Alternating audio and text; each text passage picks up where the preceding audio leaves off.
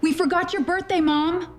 But the bank, every account is frozen. Mom, please! You have to fix this. On my 70th birthday, I cooked dinner for the same family I had carried for decades, hoping someone would remember why I had set the table so carefully. Instead, my children came hungry for food, signatures, and money. Not for me. They had built comfortable lives on accounts, loans, and quiet favors they never once thanked me for. What they didn't know was that a sealed envelope from the bank was already sitting in my purse. By the time they finally remembered their mother, it would be because their cards stopped working. I knew something was wrong when my daughter Laura walked into my kitchen, kissed the air beside my cheek, and said, "Mom, please tell me you didn't make that lemon cake again." Before she even took off her coat, the lemon cake was sitting on the counter under a glass dome. The same cake my late husband, Robert, had bought me every year until his heart gave out 6 winters earlier. I had baked it myself that morning because no one had asked what I wanted. And at 70 years old, I had learned that waiting to be celebrated could become another way of being disappointed. My son, Daniel, came in behind her, holding his phone against his ear and snapping his fingers toward the dining room like I was a waitress. "Mom, where do you keep the good serving spoons?" he asked. Jenna, his wife, glanced at the table and frowned. "Only 6 place settings, I thought we talked about the kids coming later." Laura dropped her purse on my hallway bench and said, "I hope dinner won't take long. Rick and I have a thing at 8. No one said happy birthday. Not one of them. I stood there with my apron still tied around my waist, watching them move through my house like they owned pieces of it because, in a way, I had let them believe they did. Daniel opened the refrigerator and said, "You got sparkling water." "Right." Laura lifted the lid off the mashed potatoes and made a face. "Mom, you know, Rick's watching carbs." Rick had not yet arrived. But apparently, his diet had been remembered more carefully than my birthday. Jenna set a folder on the counter, tapped it twice with her manicured nails, and said, "Before we eat, Daniel needs you to look at something. It's just a bank thing." I wiped my hands slowly on a dish towel. "A bank thing?" I asked. Daniel finally ended his call and gave me the kind of smile people use when they want something without sounding greedy. "Nothing major. The mortgage reserve paperwork has to be renewed. And since your name is already attached, it's easier if you just sign." Laura added, "And while we're doing money stuff, I need to ask about the boutique account. Just temporary." "Mom, you know how fourth quarter is." I looked from one face to another and waited for someone to laugh. To say they were joking. To point toward a hidden cake or a card or anything that proved this was not the whole reason they had come. But the only thing waiting for me was that folder. When Rick finally arrived, he carried a bottle of grocery store wine and handed it to me without looking up from his messages. "Sorry, we're late," he said. Though he was not sorry, and he was not late for anything he considered important. He kissed Laura, nodded at Daniel, and asked, "Did she sign yet?" The room went quiet for less than a second. Not because anyone felt ashamed, but because Rick had said the private part out loud. I felt my fingers tighten around the dish towel. Laura snapped, "Rick," under her breath. Then turned to me with a bright, fake smile. "He means we're all just trying to get organized before the holidays." I said, "Today is not a holiday." Daniel opened the folder anyway and slid the top page toward me. "Mom, don't make this weird. It's just a signature." Jenna sighed as if I had already become a problem. "We all have a lot going on."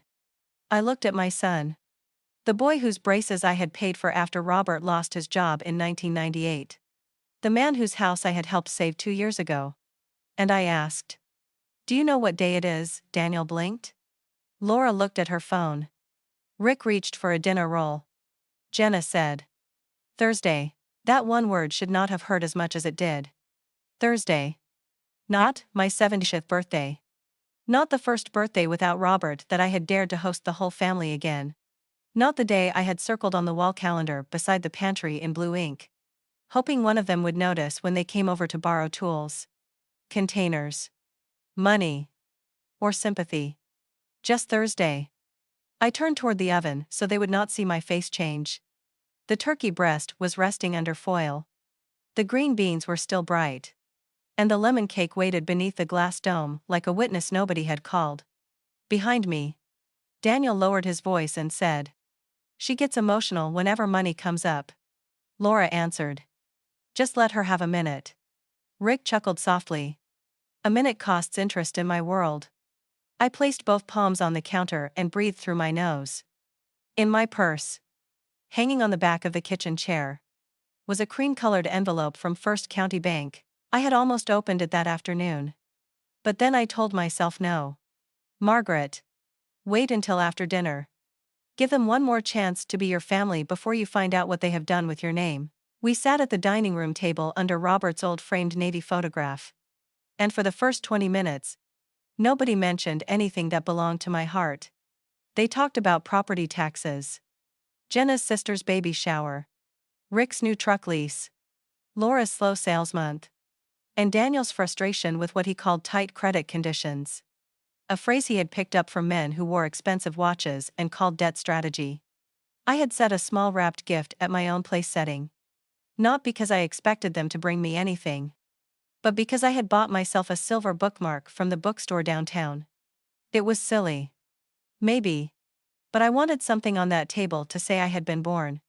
That I had lived. That I was still here. Jenna noticed it halfway through dinner and asked, "Oh. Is that for one of the kids?" I shook my head. "No. It's mine." Daniel laughed lightly. "Mom bought herself a present." "That's kind of sad." He meant it as a joke. That was the problem with my family. The cruelest things were always jokes when they came out of their mouths. And oversensitivity when they landed in my chest. Laura must have seen something in my face. Because she softened for half a breath. "Mom. If this is about your birthday. We were going to do brunch Sunday." I looked at her. "Were you?" She pushed green beans around her plate. "I mean. We talked about it." Daniel frowned. "Did we?" Jenna took a sip of wine and said, "This week has been insane." Rick added, "At a certain age, birthdays are more symbolic anyway." I folded my napkin in my lap. Robert never thought so. That silenced them. But not in the way I needed. Daniel leaned back with irritation, tightening his jaw. Dad also didn't have 3 households depending on him. The words slipped out before he could polish them. 3 households. His, Laura's, and mine. Except mine had somehow become the foundation under the other 2. Laura's eyes flashed toward him, warning him to stop. But I had already heard enough. "Depending on him?" I asked. Daniel rubbed his forehead. "You know what I mean." I did. That was why my hands had gone cold. After dinner, they let me clear the plates alone. Not because I asked to, but because habit is a powerful thing in a family that has mistaken one woman's service for the natural order of the world. Laura followed me into the kitchen only long enough to place her wineglass by the sink and say, "Don't be mad, Mum. We're all stretched thin." I rinsed gravy from a serving spoon and said, "I know." She touched my shoulder. But her eyes were already on the folder Jenna had brought. "So you'll look at the paperwork." I dried the spoon carefully. "Not tonight." Her hand dropped. "Why not?" I turned and saw. For the first time, not my little girl with pigtails and scraped knees, but a 42-year-old woman who still believed my boundaries were temporary inconveniences. "Because tonight was my birthday," I said. "And I would like at least 1 hour of it that does not belong to a bank." Laura's mouth tightened. "That's unfair." I almost laughed. But the sound would have broken into something uglier. "No," I said quietly. "It's accurate." They left before 9. Daniel hugged me with one arm while holding the unsigned folder in the other. And Jenna told me she would text the pages so I could sleep on it. Which meant she expected my guilt to do the work overnight. Rick said, "Happy early birthday." Or late birthday. Whichever. As he stepped onto the porch, Laura kissed my cheek last. And for a moment I thought she might say something real. Instead, she whispered, "Please don't punish everyone because your feelings got hurt." Then she walked down my front steps wearing the wool coat I had bought her last Christmas when she said she could not justify spending money on herself. I stood in the doorway until their taillights disappeared beyond the maple tree Robert had planted when Daniel was 10. The house behind me was warm, bright, and full of dirty dishes. But I had never felt more like a guest in it. I cleaned because I did not know what else to do with my hands. I wrapped leftovers they would probably come back for, wiped the counters, loaded the dishwasher, and finally lifted the glass dome off the lemon cake. 70 candles would have been ridiculous. So I had placed one small candle in the center that morning. I found the lighter in the junk drawer and lit it. The flame trembled as if it, too, was embarrassed to be there alone. "Happy birthday, Margaret," I whispered. And the sound of my own name in my own kitchen nearly brought me to my knees. I did not make a wish. Wishes had kept me soft for too long. Instead, I blew out the candle, cut one thin slice, and carried it to the table with my purse. The cream-colored envelope from First County Bank was still inside, unopened, beside 3 missed call notifications from Ruth Delgado, the branch manager who had known Robert and me for 25 years. The envelope felt heavier than paper should. Across the front, in neat black print, were the words "Account Access Review Requested." My stomach tightened before I even slid my finger under the flap. Inside were copies of notices, flagged transactions, and a polite letter asking me to confirm whether several authorized users should remain connected to my primary accounts and reserve line. Laura's boutique account was listed. Daniel's mortgage reserve was listed. A tuition transfer for my grandson Mason's private school was listed. So was a card ending in 4 numbers I did not recognize, attached to Rick's name. At the bottom, Ruth had written a note by hand: "Margaret, please call me before signing any further documents." I read that sentence 3 times. Then I looked across the table at Jenna's folder. The one they had left behind, because they were so sure I would eventually do what I always did. My whole life, I had believed generosity was proof of love. That night, for the first time, I wondered if my children had learned to call it permission. I did not sleep much. Around midnight, I sat in Robert's old recliner with the bank papers spread across my lap and the birthday card I had bought for myself lying unopened on the side table. The house made its usual nighttime sounds. The refrigerator humming, the heat clicking on, the branches brushing the siding. But underneath it all was a silence I had never allowed myself to hear. It was the silence of years spent saying yes when I meant please stop. Yes, I can cover that payment. Yes, I can co-sign if it helps. Yes, use the card just this once. Yes, bring the kids over when you need a break. Yes, I understand you forgot. Yes, I know you're busy. I had mistaken being needed for being loved. And my family had not corrected me because the arrangement suited them too well. At Doisbrzeche Patrzycie Szopte. I picked up my phone and called Ruth's office, knowing I would get voicemail. When the tone sounded, my voice surprised me by staying steady. "Ruth. It's Margaret Collins. I got your letter. I'll be at the bank when you open." By morning, the lemon cake was still on the counter. The unsigned folder was still beside my purse. And the first pale light of Friday was touching the family photos in the hallway. There was Daniel at his college graduation, Laura on her wedding day, Jenna holding my first grandchild, Rick smiling beside the truck I had helped him finance without ever letting him know how close I came to draining my emergency fund. In every picture, I was either standing at the edge or holding someone else up. I touched Robert's photo last. "I'm sorry," I whispered, though I was not entirely sure whether I was apologizing to him, to myself, or to the woman I had been before motherhood became a long lesson in disappearing. Then I put on my coat, placed the bank envelope in my purse, and left Jenna's folder unopened on the dining room table. For the first time in years, I walked out of my house without carrying anything for anyone else. First County Bank sat on the corner of Maple and 3rd. Across from the pharmacy where Robert used to buy my Christmas chocolates and 2 doors down from the diner where he had proposed to me with a ring he could barely afford.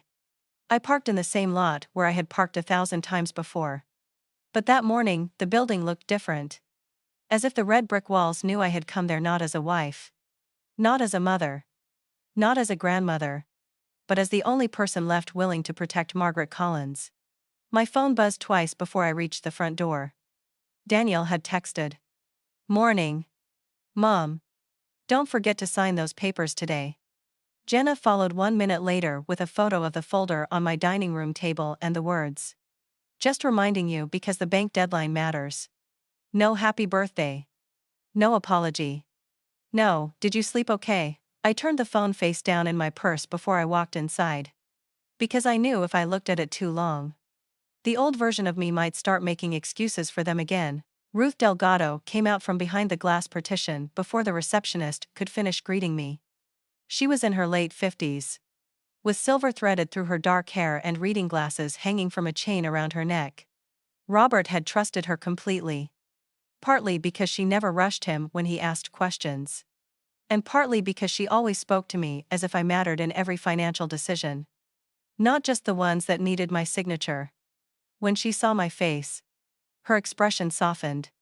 "Margaret," she said. "Not Mrs. Collins. Not ma'am. Just Margaret. The way a friend says your name when she already knows the answer is going to hurt. Come on back." I tried to smile. "Is it that bad?" She did not answer in the lobby. That was when I knew. She led me into a private office, closed the door gently, and placed a thick file on the desk between us. "Before we go through this," she said, folding her hands, "I need to ask you one question. Did you authorize all of these people to keep using your accounts in this way?" The question landed like a hand on my shoulder, firm enough to stop me from pretending. I looked at the first page she slid across the desk. It showed my primary checking account. The household reserve account Robert and I had built over 38 years. And a list of authorized users connected to debit cards, transfer permission, and automatic payment links. Daniel's name was there. Laura's name was there. Jenna's name was there under a card I remembered approving for emergencies with the kids. Rick's name was there too, attached to a card I had never approved. I touched the paper with 2 fingers as if it might burn me. "I knew about Daniel and Laura," I said slowly. "Some of it. Not all of this." Ruth's jaw tightened, but her voice stayed careful. "The system flagged unusual activity after several increases and cross-account transfers. Nothing here means a crime has happened, but it does mean your name is carrying more financial weight than you may realize." I stared at Rick's name. He asked if I had signed yet last night. I whispered. Ruth leaned forward, signed when I opened my purse and pulled out the folder Daniel and Jenna had left behind. Ruth put on her glasses and read the first few pages without changing expression, which somehow frightened me more than if she had gasped. The document was written in the kind of language that makes ordinary people feel foolish for needing help. Renewal. Continuing guarantor. Reserve obligation. Authorized transaction structure. I recognized my name scattered through the pages like breadcrumbs. Someone expected me to follow without asking where the trail ended. Ruth turned one page, then another, then laid the folder flat. "Margaret, this would extend your responsibility again," she said. "It also appears to keep Daniel's mortgage reserve tied to your household account. And there is a request here to maintain the business line connected to Laura's boutique." I heard Daniel's voice from the night before. "It's just a signature." I heard Laura saying temporary. I heard Jenna saying the deadline matters. My cheeks grew hot. Not from anger yet, but from embarrassment. I thought I was helping them get through rough patches, I said. Ruth's face softened. "You were? But rough patches are not supposed to become someone else's permanent foundation." She showed me the transfers next. Some I remembered. $500 to Laura after her store's air conditioner broke. $2,000 to Daniel when his property tax bill came due. Tuition payments for Mason, my oldest grandson. Because Daniel had cried at my kitchen table and said he could not bear to pull him from the school he loved. Those I knew. But there were others I did not. A payment toward Rick's truck lease. Several boutique supplier charges that Laura had described to me as already handled. A vacation rental deposit from Jenna's emergency card. Monthly drafts labeled household support that had nothing to do with my household. I sat back in the chair and felt something inside me go very still. Why didn't I see all this? I asked. Ruth did not insult me with an easy answer. Because the statements went paperless last year, the email on file for some notifications was changed to Daniel's business address. My mouth opened. But no words came out. Ruth reached for a tissue box and placed it near my hand. Do you remember approving that change? I shook my head. Once. Then again. No. For a while. Neither of us spoke. Through the office window, I could see people standing in line with checks. Deposits. Small worries. Normal worries. A young mother bounced a baby against her hip while an old man counted cash from an envelope. Life went on in public while mine quietly rearranged itself behind a closed door. My first instinct was not rage. That came later. My first instinct was to protect them. I thought of Daniel's house. The one with the white shutters and the basketball hoop in the driveway. I thought of Laura's boutique with its gold-lettered window sign. The one she posted online every small business Saturday with captions about hard work and independence. I thought of Mason in his school uniform. And my granddaughter Ellie asking me if I would come to Grandparents' Day. Then I thought of my birthday candle trembling alone over a lemon cake nobody had wanted. If I remove their access? I asked. My voice barely above a whisper. What happens? Ruth chose each word with care. Access cards can be suspended. Transfer permissions can be revoked. Linked accounts can be reviewed. If you report that some permissions were changed without your clear consent, the bank may temporarily freeze certain connected activity while everything is verified. I closed my eyes. They'll say I destroyed them. Ruth answered softly. No. Margaret. They may say that, but removing your name from their choices is not the same as destroying them. I almost laughed then. Not because anything was funny, but because that sentence exposed the trick my family had been playing on my heart for years. Every time I hesitated, someone made their problem sound like my cruelty. If I did not cover a payment, I was letting them struggle. If I asked questions, I did not trust them. If I wanted a receipt, I was treating my own children like strangers. If I felt hurt, I was being dramatic. Ruth waited while I gathered myself. There's something else, she said. After Robert passed, he and Mr. Halverson had already placed some protections in the family trust. Do you still have a relationship with that attorney? The name moved through me like a memory from another life. Thomas Halverson had sat at our dining room table 3 months before Robert died, explaining things I barely wanted to understand because understanding them meant admitting my husband was preparing to leave me.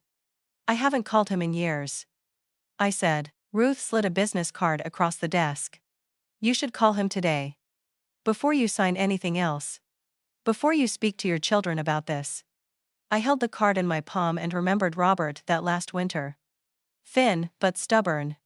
Sitting under a quilt in his recliner, while Daniel complained that trusts were for rich people, and Laura joked that legal paperwork gave her hives. Robert had looked at them over his glasses and said, "This isn't about being rich. This is about making sure your mother never has to beg anyone for what is already hers." At the time, I had shushed him. I said the children loved me. That he was worrying too much. That grief made people imagine shadows where there were none. Now, in Ruth's office, I realized Robert had not been imagining shadows. He had been watching them gather. He knew. I said. Ruth's eyes softened. I think he loved you enough to prepare for things you didn't want to believe. That broke me more than the bank records did. I pressed the tissue to my mouth and cried quietly. Not the kind of crying that asks someone to fix it, but the kind that finally admits what has already been broken. When I left Ruth's office, I had signed nothing for Daniel, nothing for Laura, and nothing that kept my name tied to their comfort without my understanding. What I did sign was a request for a full access review. A temporary suspension of new transfers from my primary accounts. Replacement cards for my own use. And a written confirmation of every authorized user connected to my accounts. Ruth explained everything twice. Not because I was slow, but because kindness sometimes sounds like patience. These steps may cause disruptions. she warned. Especially if people have been relying on automatic payments. I nodded. I understand. She looked at me over the top of the final form. I thought about Daniel asking where the serving spoons were while standing in the kitchen I had cleaned for his birthday parties.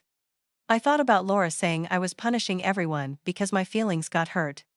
I thought about Rick's truck lease and Jenna's emergency card. Yes, I said, for the first time in a long time. I think I do. I sat in my car afterward with the heat running and called Thomas Halverson from the number on Ruth's card. His assistant answered first, then placed me on hold with soft piano music that made the moment feel calmer than it was. When he came on the line, his voice was older but familiar. Margaret Collins, he said warmly. I was hoping I wouldn't hear from you only when something had gone wrong. I looked through the windshield at the bank's front doors. Something has gone wrong. Tom, there was a pause. And when he spoke again, the warmth was still there. But the lawyer had entered the room. Are you safe? The question startled me. Yes. It isn't that kind of wrong. Then I corrected myself. Because harm does not always leave a bruise. At least, not physically. I told him about the birthday dinner, the unsigned papers, the accounts, Ruth's letter, the notification changes, and the names attached to money I had spent decades saving. He listened without interrupting. When I finished, he said, Margaret, Robert built safeguards for this exact situation. But you will need to decide whether you are ready to use them. That was the part nobody tells you about finally standing up for yourself. People imagine it as a thunderclap, a dramatic speech, a door slammed hard enough to shake the house. For me, it was sitting in a bank parking lot with cold hands, being asked whether I was ready to stop confusing sacrifice with love. What happens if I use them, I asked. Tom's answer was steady. We review the trust. We document account access. We separate your personal assets from family convenience. We notify the necessary parties in writing. And we make sure no one can pressure you into signing extensions, guarantees, or authorizations without independent review. I swallowed. They'll hate me. He did not rush to comfort me with a lie. They may be angry, he said. Especially if they have mistaken your silence for consent. But anger is not the same as being wronged. I looked down at my left hand. At the plain gold wedding band I still wore because taking it off had always felt like losing Robert twice. He told me once that I had to stop apologizing for owning my own life. I said. Tom's voice softened. Robert was a wise man. By noon, Daniel had called 4 times. Laura had called twice. Jenna had texted a question mark. Then another. Then Mom. Please don't ignore us. Rick did not call me directly. But I saw his name appear in an email notification from the bank's fraud review department, which told me enough. I drove home without answering any of them. The house looked the same when I pulled into the driveway porch swing. Blue shutters. Robert's maple tree. A small ceramic birdbath Ellie had painted for me 3 summers ago. But something had shifted. Maybe not in the house. Maybe in me. Jenna's folder was still on the dining room table where I had left it. I picked it up, carried it to the drawer where I kept Robert's old files, and placed it on top of a folder labeled Trust Documents. Then I took out a yellow legal pad and wrote 4 words at the top of the page, what belongs to me. Underneath. My hand shook as I began making a list. That evening, Laura came by without calling first. I saw her car pull in just before 6. And for one foolish second my heart lifted because I thought maybe she had come with flowers. A card. An apology. Something small enough to forgive. She came in carrying panic instead. Mom. Why is my supplier payment pending? She demanded before her coat was off. Did you call the bank? I stood in the hallway, one hand still resting on the back of Robert's chair. Yes. She stared at me as if I had spoken another language. Why would you do that without talking to me? I almost said. Why did you change my notification email without talking to me? Why did Rick have a card? Why did nobody remember? I turned 70 yesterday, but I had learned something that morning: every answer did not have to be given at the first demand. Because the account has my name on it. I said. Laura's eyes hardened. So now you're going to hold that over us? I looked at my daughter. Really looked at her. And felt grief rise beside love like two sisters who had never gotten along. No. I said. I'm going to understand it. She left angry. Of course. She said I was being influenced by strangers.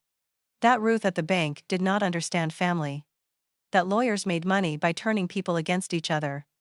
She said Daniel was going to be furious. As if my son's anger were still a weather system I had to plan my life around. At the door. She turned back and said. Dad would be disappointed. That one nearly found the old wound. For a moment. I saw Robert in his recliner. Robert holding my hand in the hospital. Robert telling me not to let the children spend my future before I got to live it. I met Laura's eyes and said. Your father is the reason I'm finally reading the papers. Her face changed then. Just slightly. Not into remorse. But into fear. She knew there were things Robert had handled. Things she had never bothered to understand because she assumed I never would either. After she drove away, I locked the door. Not because I was afraid of my children. But because I was done letting anyone walk into my life and call it theirs. That night, I did not light another birthday candle. I made tea. Sat at the dining room table. And opened the trust folder for the first time in years. Robert's handwriting appeared on a sticky note inside the cover. Maggie. Don't let love make you careless. I touched the note until the ink blurred beneath my tears. Then I read. I read about protections. Trustees. Access limits. Beneficiary conditions. And language that sounded cold until I understood it was Robert's final act of tenderness. He had not built a wall between me and our children. He had built a door with a lock. Hoping I would use it if they ever forgot I was more than what I could give. Near midnight. I placed Tom Helverson's card beside Ruth Delgado's letter and turned my phone over as Daniel's name lit the screen again. This time, I did not answer. Not because I did not love him. Because I had answered enough. Daniel came to my house the next morning like a man arriving at a fire he believed someone else had started. He did not knock. He used the key I had given him years ago, for emergencies.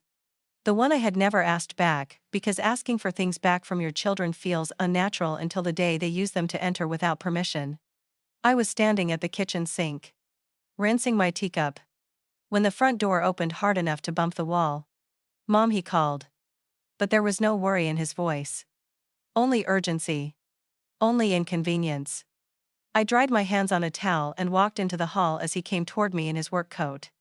Hair still damp from a rushed shower. Phone clutched in one hand. What did you do? He asked. Not, are you okay? Not, I'm sorry about your birthday. Not, we need to talk. Just that. I looked at the key still hanging from his fingers and said. Good morning to you too. Daniel exhaled sharply. This isn't funny. My mortgage payment is stuck. Jenna's card got declined at the grocery store. And the bank said there's an access review connected to your account. Tell me, you didn't freeze anything. I looked at my son's face. At the panic sitting where tenderness should have been. And said. I asked the bank to review accounts with my name on them. His mouth fell open. Why would you do that? That question told me more than any confession could have. Daniel did not ask what the bank had found. He did not ask whether someone had used my accounts without permission. He asked why I had dared to look. I stepped aside and walked back into the kitchen because I refused to be interrogated in my own hallway like a misbehaving child. He followed me. Talking faster now. Mom. Do you understand what kind of mess this creates? Payments are automated. Jenna has errands. I have deadlines. You can't just wake up emotional and start pulling wires out of the wall. I turned slowly.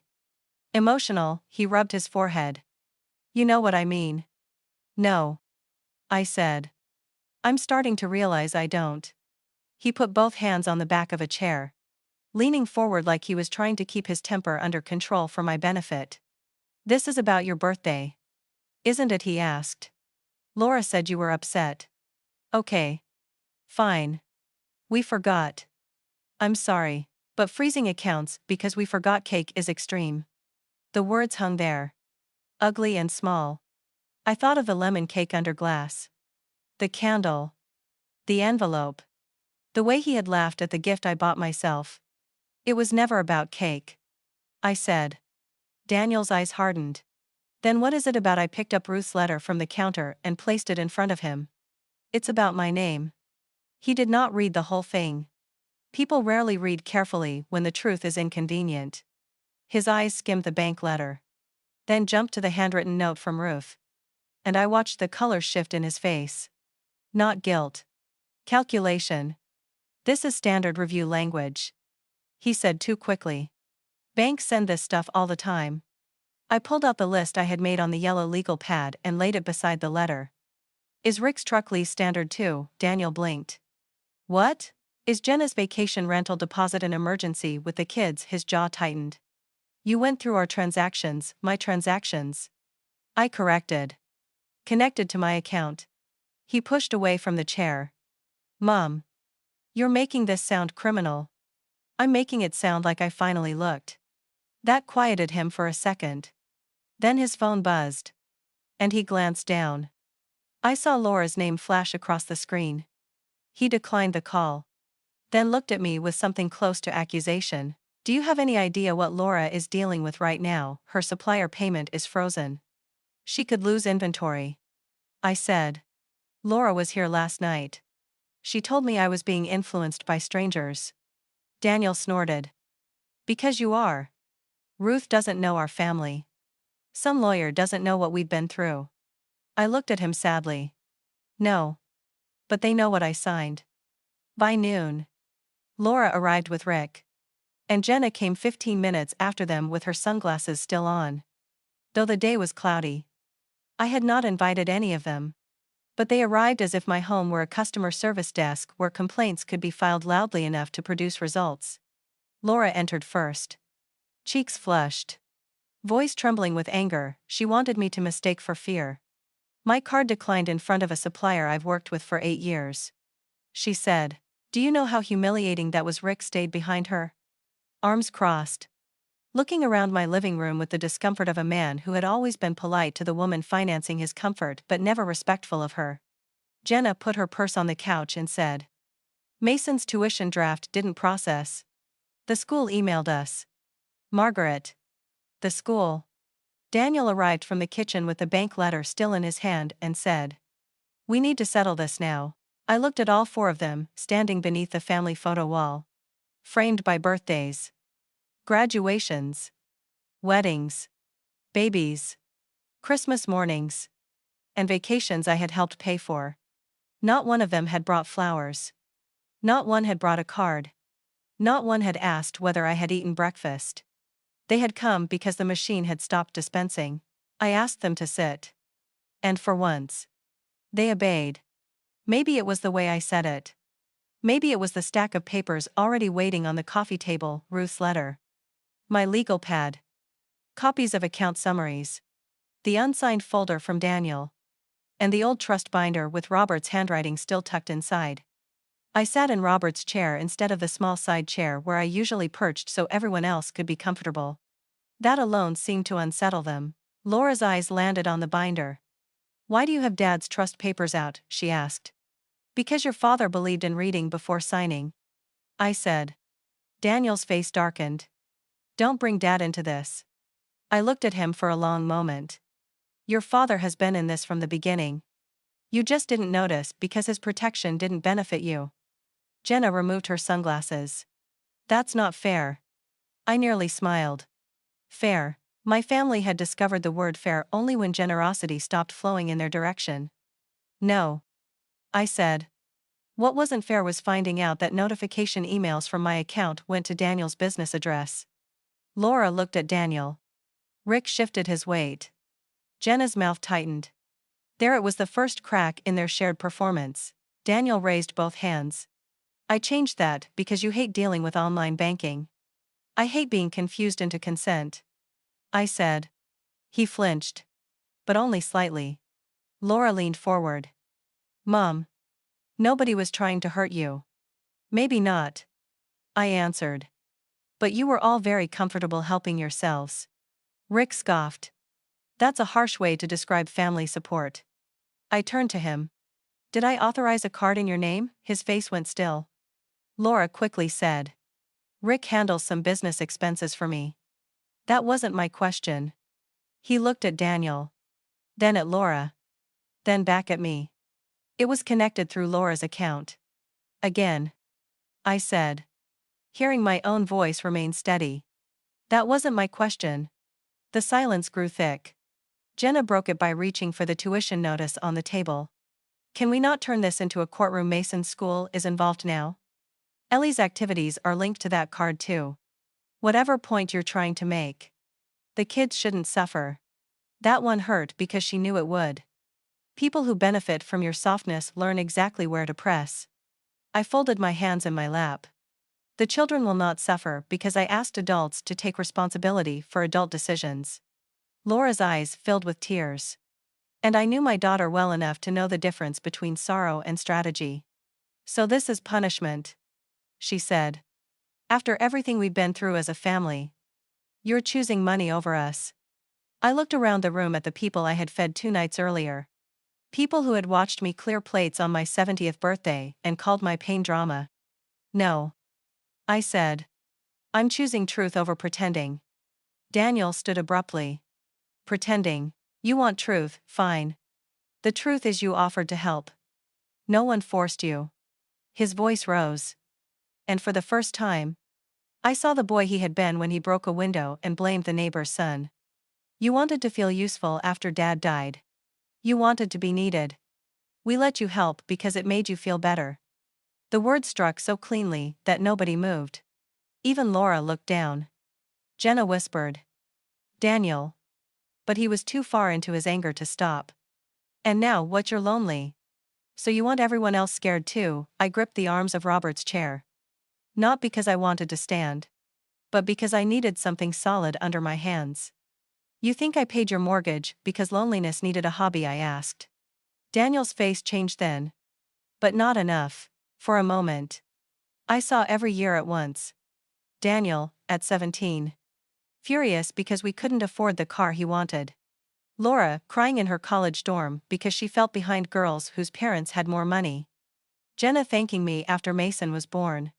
Saying she didn't know how they would manage daycare without me. Rick laughing at Thanksgiving. Calling me the family safety net like it was a compliment. And me. Always me. Smoothing. Covering. Transferring. Signing. Forgiving. I reached for the blank birthday card on the table. I had placed it there that morning. Still in its envelope. Do you know what this is? I asked. Nobody answered. I opened it and showed them the empty inside. I bought this for myself because some part of me knew no one else would. Laura's tears became real for half a second. Daniel looked away. Jenna pressed her lips together. Rick stared at the floor. I kept waiting for one of you to remember me without needing something. I said. Then the bank remembered me first. Daniel muttered. That's not fair. I nodded. No. It isn't. The meeting ended badly. Of course. Because truth often does when it first enters a room built on convenience. Daniel demanded a timeline. Laura demanded access to her business funds. Jenna demanded that I make an exception for the children. Rick demanded to know whether I had any idea how banks treat men like him when payments bounce. As if my responsibility extended even to his embarrassment. I listened until listening became another form of letting them control the room. Then I stood. Tomorrow morning. I'm meeting with Tom Halverson at First County Bank. I said. Ruth will be there. Anyone whose finances are connected to my name may come and hear the same information at the same time. Daniel's eyebrows drew together. You already called Halverson, yes. Laura wiped her cheek. Mom. Please don't do this with lawyers. I looked at her. My daughter. My baby. The child I still loved so much it made setting boundaries feel like cutting through bone. Then you should have done it with honesty. I said. Jenna grabbed her purse. Rick walked out first. Angry enough to forget his coat. Daniel paused at the doorway and said. If you go through with this, don't expect everything to go back to normal. I met his eyes. Daniel. Normal is what brought us here. After they left, the house seemed to exhale. I stood in the middle of the living room, surrounded by the mess of papers and the echo of their voices, and realized I was shaking. Not with fear exactly. With withdrawal. I had spent decades addicted to keeping peace. And now my body did not know what to do without the old drug of surrender. My phone buzzed again. But this time it was not Daniel or Laura. It was a message from Ellie. My 12-year-old granddaughter. Grandma. Mom and Dad are fighting. Are you okay? I sat down slowly. The phone in both hands. Of all the people in my family, the child was the first one to ask. I typed. I'm okay. Sweetheart. None of this is your fault. 3 little dots appeared. Disappeared. Appeared again. Then she wrote. I remembered your birthday, but Mom said we were doing something later. I'm sorry. I covered my mouth with my hand. The tears came then. Hot and sudden. Because grief is strange that way. 4 adults had yelled in my living room and I had not broken.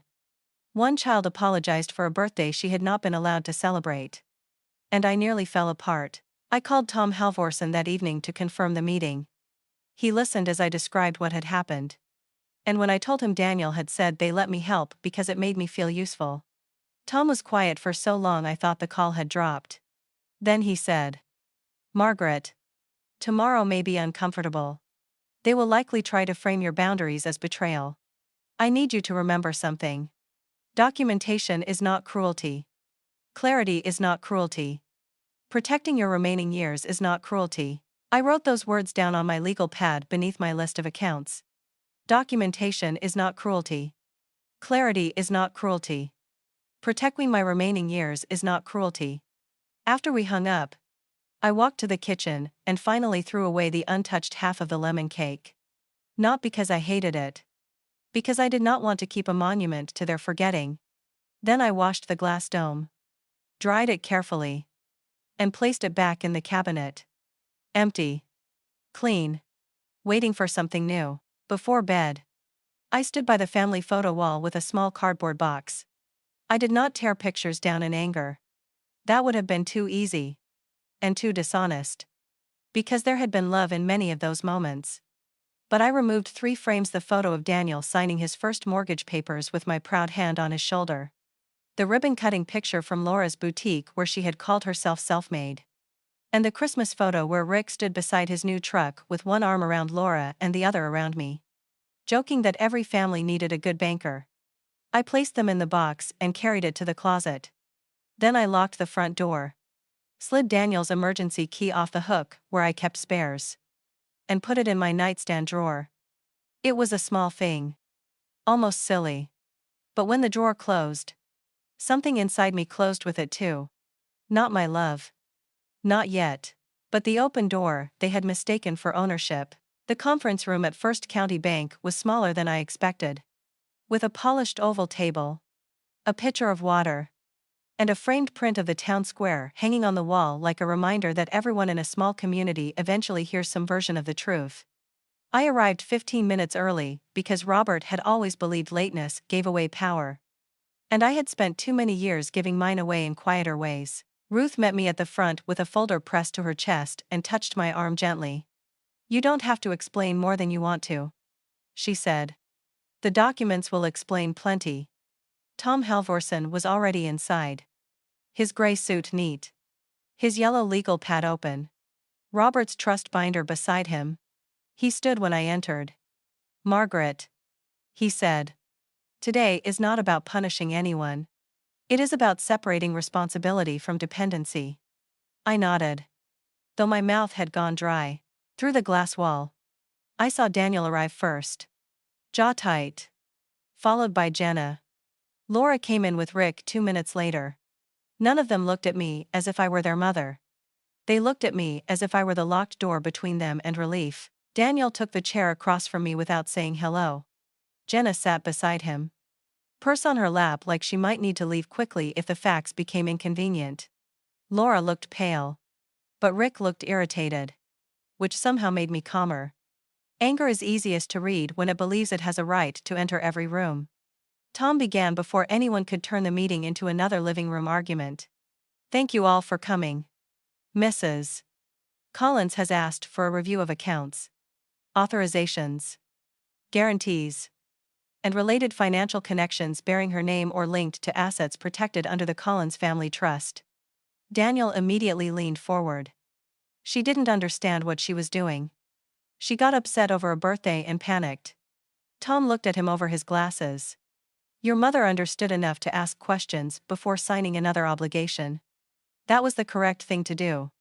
Laura folded her arms. We're not strangers trying to scam her. We're her children. Ruth opened her folder and said quietly. Being family does not remove the need for consent. The word consent landed on the table with more force than if she had slammed her hand down. Ruth started with the bank records. She did not accuse anyone. She did not raise her voice. She simply placed copies in front of us one at a time. And the plainness of it made every excuse sound smaller before it was spoken. There was the primary household reserve account Robert and I had built. There were the debit cards authorized under Daniel and Laura's names. There was Jenna's emergency card. Originally approved for child-related expenses. Later used for groceries, subscriptions, clothing, and a vacation deposit. There was Rick's card. Issued through Laura's business connection but linked back to a reserve structure carrying my name. Rick shifted in his chair and said. That was a business matter. Ruth looked at the page. The charges include a truck lease payment and restaurant expenses. Laura whispered. Rick. He snapped. Don't start. I sat with my hands folded, feeling each page strike some old belief inside me. I had expected the numbers to hurt. But what hurt more was watching my family react not with shame, but with annoyance that the numbers had become visible. Then Tom opened the trust binder. The sound of the rings clicking apart made me think of Robert sitting beside me at our dining room table years earlier, patiently explaining what I had been too afraid to hear. Tom removed a section marked spousal protection and independent review. Robert Collins amended this trust after his diagnosis. He said. It does not prevent Mrs. Collins from helping her children. It does. However, protect her from being pressured into financial obligations that threaten her housing, retirement reserves, or medical security. Daniel scoffed. Dad would never use legal language against us. Tom did not blink. Your father used legal language to protect your mother. Daniel's face flushed. Jenna touched his arm. But he pulled away. We weren't threatening her security. Tom slid forward the renewal folder Daniel had left at my house. This document would have extended her guarantor obligations and preserved access structures she now disputes understanding in full. Laura said. We thought she knew. I looked at her. No. You thought I wouldn't ask. There was a pause after I said it. And in that pause I felt something shift. Not in them. In me. For years, I had explained my pain until it became something they could debate. This time, I said one sentence and let it stand on its own. Tom continued. Mrs.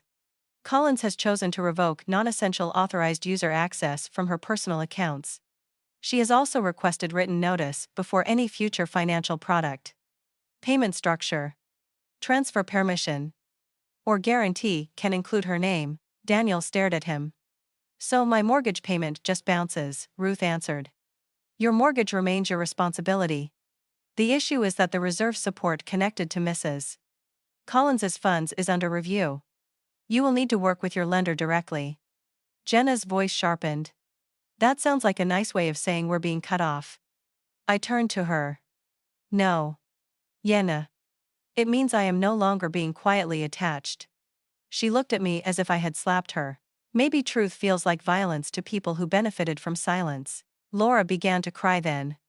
Not loudly, but enough to draw Daniel's attention and Rick's impatience. Mom. My store could collapse. She said. Do you understand that I have employees? I have orders. I have rent. I looked at my daughter and remembered her at 8 years old, selling lemonade on the sidewalk with a hand-drawn sign. Robert buying 3 cups and calling her a natural businesswoman. I had wanted that dream for her. Maybe that was why I had kept paying for it long after the dream stopped standing on its own. I understand fear, I said. I lived with it every time one of you asked for help and made me feel cruel for hesitating. Laura wiped her cheek. I never made you feel cruel. You did 2 nights ago, I said. You told me not to punish everyone, because my feelings got hurt. But my feelings were not the issue. My accounts were. Rick muttered. This is ridiculous. Tom turned one page and slid it toward him. Mr. Ellison. Since some charges appear under access tied indirectly to Mrs.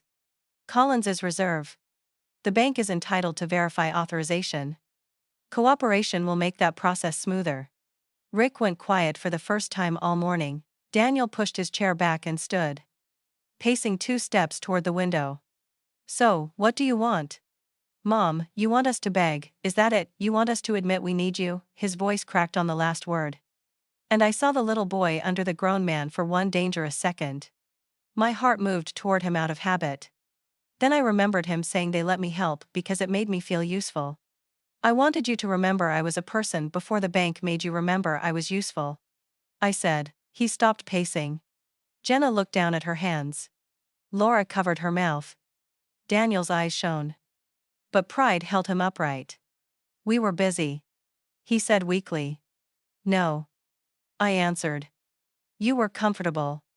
The room went very still. Ruth lowered her eyes to the file, giving us privacy without leaving. Tom waited, pen in hand. I looked at each of them. I am not asking you to beg. I am asking you to take your lives back from my name. That was the moment the meeting stopped being about frozen accounts and became about everything underneath them. Daniel admitted, though he wrapped it in excuses, that he had changed the notification email because he thought managing my online banking would be easier for everyone. Laura admitted the boutique had not made a real profit in 14 months. Jenna admitted the emergency card had become part of their monthly budget after Daniel's hours were cut. Rick admitted nothing directly. But when Tom asked whether he believed he had personal authorization from me to use a card connected to my reserve, he said, Laura handled that. Which told everyone what kind of man he became when responsibility entered the room. No one confessed like villains in a movie. They minimized, softened, shifted, and explained. That made it worse somehow. Evil would have been cleaner. This was ordinary selfishness dressed up as family need. And it had lived in my home long enough to know where I kept the good china. Tom laid out the next steps in a voice so calm I wanted to borrow it. All cards connected to my personal accounts would remain suspended unless I reauthorized them in writing after independent review. Any future support for grandchildren's school, medical needs, or emergencies would be paid directly by me if I chose. Never through open access. Daniel's mortgage reserve connection would be discontinued after the bank completed its review. And he would receive documentation to work with his lender. Laura's business line would no longer be tied to my household reserve. And any past disputed charges would be sorted through bank procedures rather than family arguments. My trust would be updated to clarify that beneficiaries could not pressure, manipulate, or financially exploit me and still expect automatic access later. Jenna whispered. That sounds so cold. I looked at her gently. No, cold was letting me sit alone with my birthday cake while planning what I needed to sign next. She flinched. I did not apologize. Daniel finally sat down, the fight draining out of him in a way that made him look older than his 45 years. What happens to us now? He asked. It was the first honest question he had asked all week. I took a breath. You learn what your lives cost when I'm not hiding the bill. Laura started crying again. This time without performance. Mom, I don't know how to fix my store. Then maybe you ask for advice instead of access, I said. Rick made a sound under his breath. And Laura turned on him with sudden exhaustion. Stop, she said. Just stop. For the first time, I saw her anger point somewhere other than me. Jenna reached for Daniel's hand. But he did not take it. Ruth passed around a final set of papers confirming the review process. When it was my turn to sign, my hand trembled only once. Tom noticed. But he did not steady it for me. I was grateful. Some signatures have to belong entirely to the person making them. After the meeting, none of them rushed to hug me. That would have been too easy. And none of us deserved easy. Daniel lingered near the door while Jenna stepped into the hallway to call the school. Laura stood with her purse clutched against her ribs. Rick waiting behind her with the face of a man calculating damage. "Mom," Laura said. "I really did remember. Ellie asked if we were doing something for you. I told her Sunday because I thought." She stopped. "I thought there would be time." I looked at my daughter and felt the old ache. Softer now, but still alive. "There was time," I said. "You used it for paperwork." Her tears slipped down her face.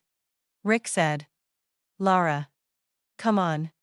But she did not move right away. Daniel approached me last. His voice was lower now. "I don't know how to undo what I said." I thought of Robert's note.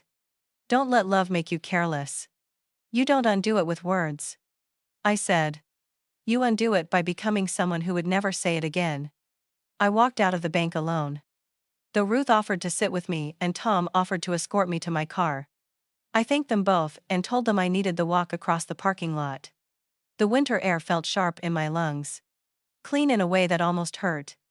Behind me, through the glass doors, I could see my family gathered in separate pieces. Daniel on the phone. Jenna wiping her eyes. Laura standing apart from Rick. Rick staring at the floor. They looked smaller without my money holding the frame around them. I did not feel triumphant. That surprised me. For weeks. Maybe years. I had imagined that if they ever understood what they had done, satisfaction would rush in and fill the places they had emptied. Instead, I felt grief, relief, and a strange, quiet space opening inside me. The bank had not given me revenge. It had given me a boundary with paperwork under it. For a woman like me, that was stronger than revenge. When I got home, there were no cars in my driveway. No folders on my table. No voices demanding that I fix what adults had broken. I made a sandwich, ate it slowly, and opened the curtains in the dining room. The table still had faint marks from where the birthday dinner plates had sat. I ran my hand over the wood and remembered Robert sanding it himself one summer because we could not afford a new table. So many things in my life had been repaired instead of replaced. Maybe that was why I had believed my family could be repaired by giving more, waiting longer, forgiving faster. But some repairs require removing weight before the whole structure collapses. That afternoon, Tom emailed me the draft changes to the trust. Ruth sent confirmation that replacement cards were being issued in my name alone. Daniel texted once, "I'm sorry." I did not answer immediately. Not because I wanted him to suffer, but because for once, his urgency did not get to become mine. That evening, Ellie called me from her mother's phone. Her voice was small. "Grandma, are you mad at everybody?" I sat in Robert's chair and looked at the empty spot on the wall where I had taken down Laura's boutique photo. "No, sweetheart," I said. "I'm sad. But sad and mad are not the same." She was quiet. Then asked, "Did you have cake?" My throat tightened. "A little. I wanted to make you a card," she said. "Mom said Sunday." I closed my eyes. "I know." She whispered, "Happy birthday, Grandma." 4 words. Late. Small. Perfect. I pressed my hand over my heart and said, "Thank you, Ellie. That means more than you know." After we hung up, I took the silver bookmark I had bought myself from its wrapping and placed it inside Robert's trust binder, marking the page where my new life began. Not the page where I stopped loving my family. The page where I stopped letting love be used as a signature line. The first week after the bank meeting felt like living inside a house after a storm. When nothing is actively breaking anymore, but every room still smells like rain. Daniel did not come over. Laura did not drop by with coffee and apologies the way a part of me had foolishly imagined she might.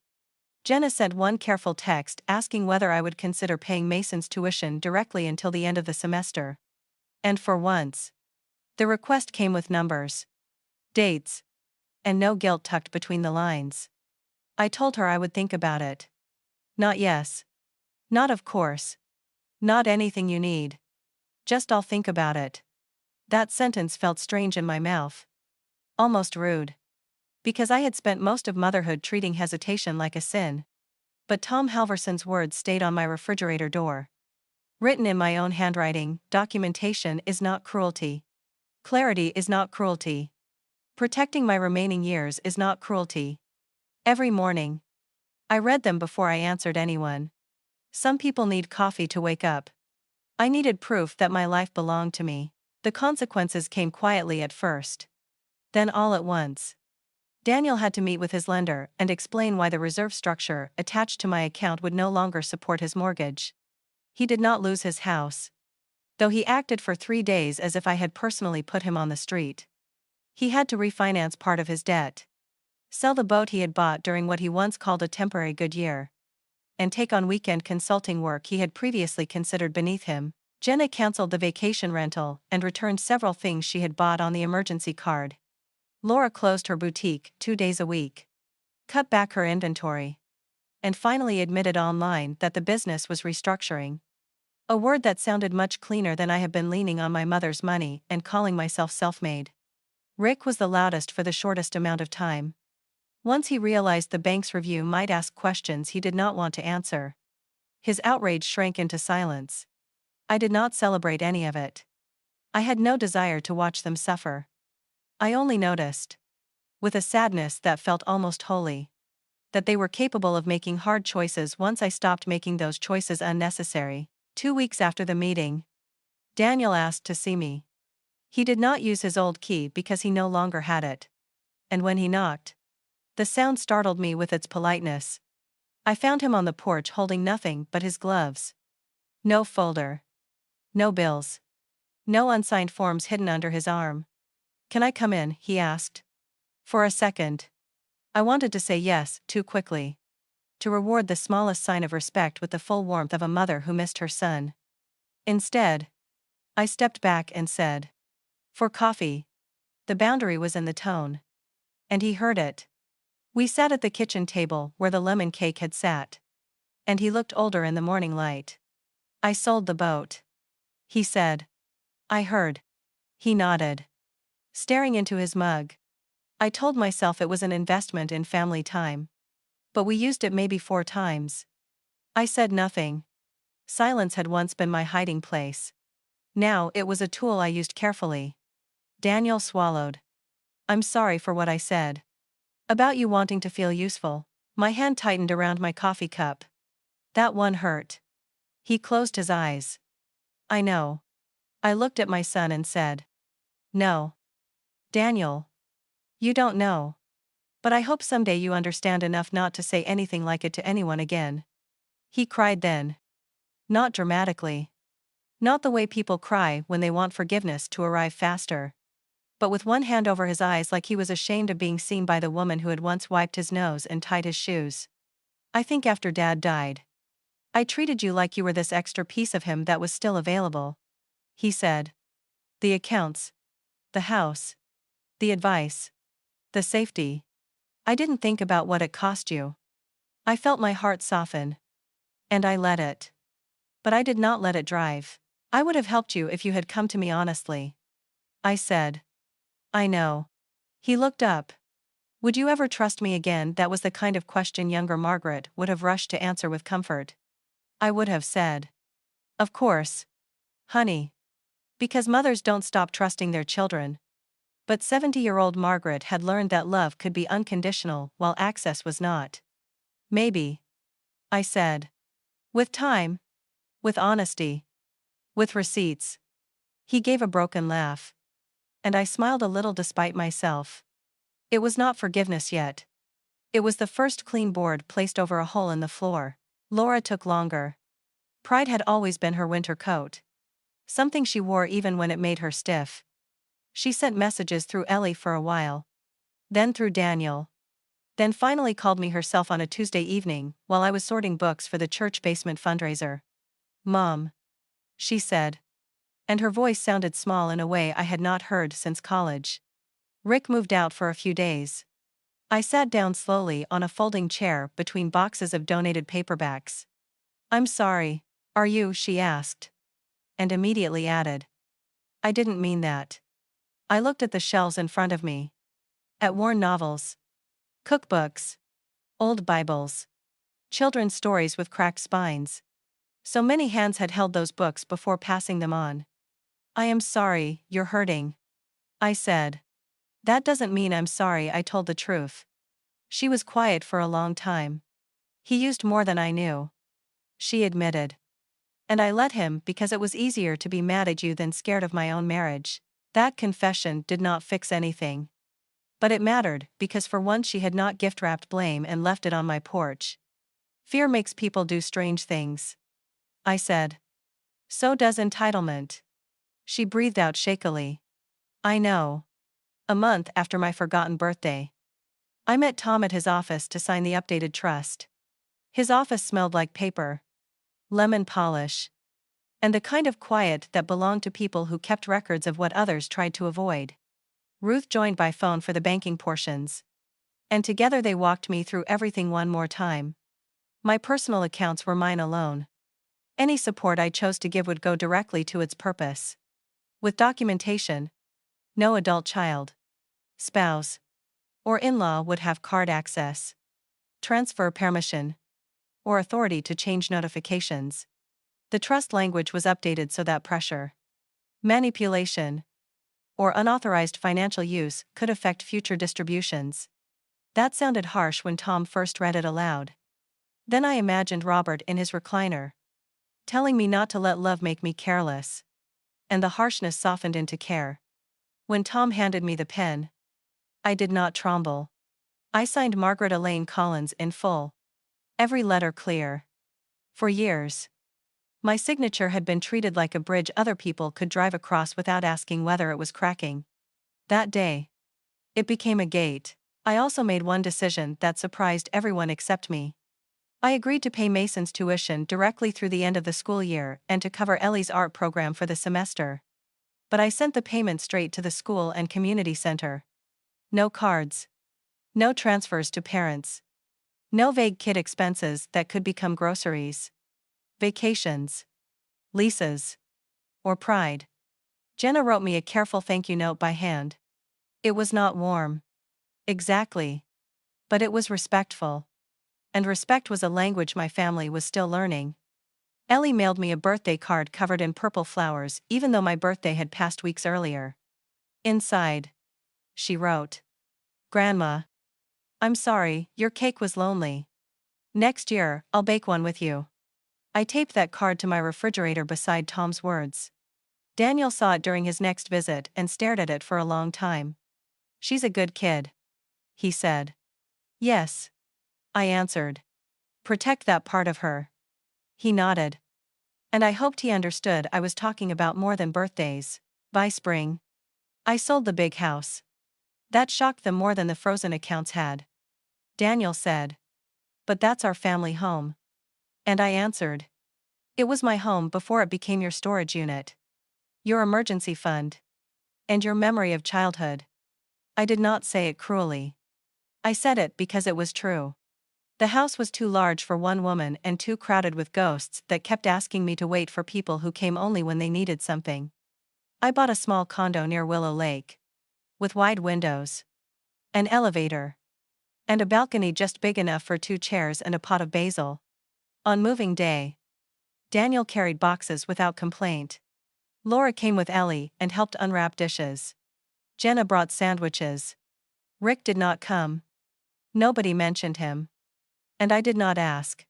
When Daniel found the glass cake dome wrapped in newspaper, he held it carefully. "Do you want this in the kitchen?" he asked. I looked at it for a moment. Remembering the single candle? The untouched lemon cake. The woman I had been that night. "Yes," I said. But not as a reminder of what happened. As a promise that the next cake won't be eaten alone. My next birthday came on a Saturday. I turned 71 in a condo filled with fewer things and more peace than I had known in years. Ellie arrived at 10 in the morning with flour on her sleeve because she had insisted on baking at home and finishing the frosting at my place. Mason came too. awkward and tall, carrying flowers he had chosen himself from the grocery store. Daniel brought coffee and stood in the doorway until I said, "Come in." Laura came without Rick, wearing jeans instead of the polished boutique armor she used to hide inside. Jenna brought a card. And this time everyone signed it. Not with grand speeches. Not with promises they had not earned the right to make. Just names. A few sentences. And a quiet understanding that paper mattered when it carried truth. Ruth stopped by in the afternoon with a small wrapped book.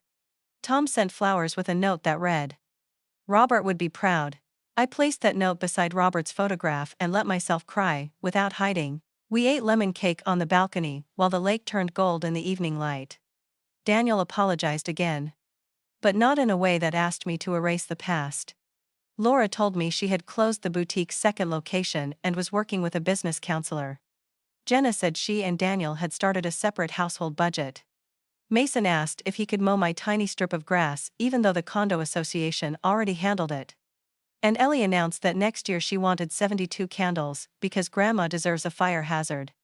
For the first time in a long time, laughter did not feel like a cover placed over pain. It felt like something growing beside it. When the plates were cleared, Daniel lingered by the sliding door. "Can things ever go back to normal?" he asked softly. I looked at my children. My grandchildren. The people I loved. The people who had hurt me. The people who were learning that love without respect becomes debt. "No," I said. "But they can become honest." Later that night, after everyone left, I washed the cake plates and placed the glass dome back on the counter. My phone was quiet. My accounts were secure. My front door was locked. And only I decided who had a key. I sat by the window with the silver bookmark in a new novel and Robert's wedding ring warm against my finger. For years, I had believed that a good mother gave until nothing was left. Now I knew better. A good mother can give love, wisdom, Sunday dinners, birthday cake, second chances, and prayers whispered into the dark. But she does not have to give away her name, her security, her dignity, or the last peaceful years of her life. My family forgot my birthday once, and the bank made them remember my name. But I remembered something even more important. Before I was their mother, their safety net, their signature, or their solution, I was Margaret. And Margaret was finally home.